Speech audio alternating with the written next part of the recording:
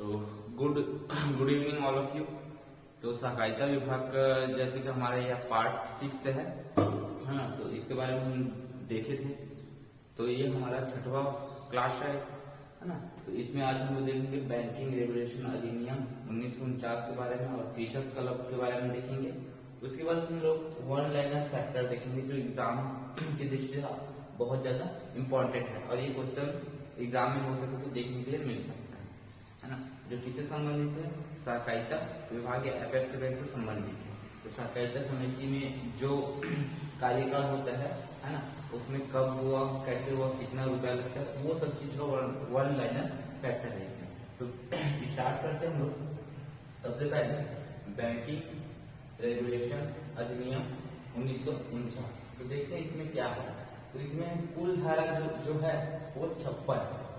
Okay, अब देखते हैं इसके बाद अनुसूचियों की संख्या। तो इसमें अनुसूचियों की संख्या है 4 और भारत में लागू, ये भारत में कब लागू होता है? तो पूरे भारत में लागू होता है 10 मार्च 1949 को। और इसे संविधान कहाँ पे रखा गया? तो भाग 5 में रखा गया। इतना चीज याद रखिएगा। कुल धारा है 56 है ना, और उसके बाद अनुसूचियों की संख्या इसमें 4। भारत में कब लागू हो रहा है? तो 10 मार्च 1949 को। और भाग है इसका कौन से भाग में रखा गया है? तो भाग 5 में रखा गया है। अब इसके बाद जरा कृषक क्लब और कृषक उत्पादक संगठन पे नजर डालते हैं। तो इसमें देखेंगे तो कृषक क्लब हमारे छत्तीसगढ़ में कृषक क्लब तो 700 कृषक क्लब है जो 2022 की स्थिति में है।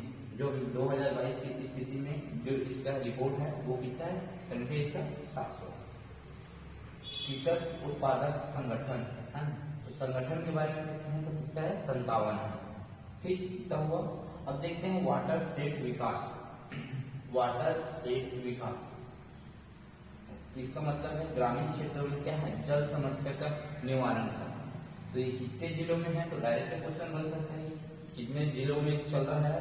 तो ये अभी 33 जिलों में से ये 19 जिलों में चल रहा है। क्या चल रहा है? ग्रामीण क्षेत्र में जल समस्या निवारण, उसी को कहते हैं वाटर सेट विकास। अब आते हैं हम लोग वन लाइनर फैक्टर। तो थोड़ा सा देखते हैं वर्तमान में राष्ट्रीय कृषि और ग्रामीण विकास बैंक पर स्वामित्व जो नाबार्ड है ना, तो उसी के बारे में है कि भारत में राष्ट्रीय कृषि और ग्रामीण विकास बैंक पर स्वामित्व किसका है? तो किसका है भाई? तो भारत सरकार का है। डायरेक्ट यहां से भी क्वेश्चन आ सकता है कि स्वामित्व किसका है, और ऑप्शन में रहेगा भारत सरकार, तो आप भारत सरकार लगा के आएंगे। उसके बाद देखते हैं तो अभी वर्तमान में अधिकृत पूंजी कितना है ना, तो 30,000 करोड़ अधिकृत पूंजी। और जब ये वर्तमान में जैसे कि जो राष्ट्रीय कृषि और ग्रामीण विकास, जो राष्ट्रीय कृषि ग्रामीण विकास है ना, तो उसका जब स्थापना होता है ना, जब भारत में उसका स्थापना होता है तो उस समय के तत्कालीन प्रधानमंत्री कौन थी? तो इंदिरा गांधी। इतना हुआ। अब देखते हैं सहकारी ऋण समिति में शामिल होता है, मतलब कौन कौन से बैंक शामिल रहता है? सहकारी ऋण समिति में शामिल होता है। ठीक है, तो 2 बैंक है, सहकारी समिति और एक है भूमि बंधक बैंक। 2 बैंक हुआ, एक है सहकारी समिति और दूसरा है भूमि बंधक बैंक।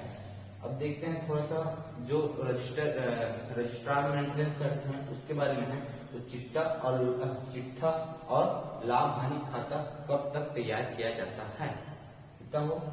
तो कब तक तैयार किया जाता है? तो 30 जून तक चिट्ठा और लाभ हानि खाता तैयार किया जाता है। ये हुआ। अब उसके बाद नेक्स्ट देखते हैं तो बैंकिंग वर्ष होता है कब से कब तक? जो बैंकिंग वर्ष हो रहा है वो कब से कब तक चलता है, ये पूछा जा रहा है। तो ये है 1 जुलाई से 30 जून तक। 1 जुलाई से 30 जून तक चलेगा। अब उसके बाद आते हैं तो देखते हैं अब जैसे कि सहकारी बैंक को भारत में बैंक शुरू करने के लिए, सहकारी जो बैंक है उसको भारत में बैंक शुरू करने के लिए कितना चुकाता रखना जरूरी है? तो 1 लाख रुपए। कितना फ्रेंड? 1 लाख रुपए चुकाता रखना जरूरी है। अब उसके बाद देखते हैं दूसरा, गैर बैंकिंग वित्तीय कंपनियों के लिए लोकपाल योजना शुरुआत। तो ये है 2018 में हुआ। ठीक है, और डिजिटल लेन देन के लिए लोकपाल योजना कब से चालू होता है? तो 2019 में। ठीक है, तो आज का वीडियो यहीं तक रहेगा फ्रेंड, है ना। मिलते हैं नेक्स्ट वीडियो में, और अपने फ्रेंड लोग को भी वीडियो शेयर कीजिए।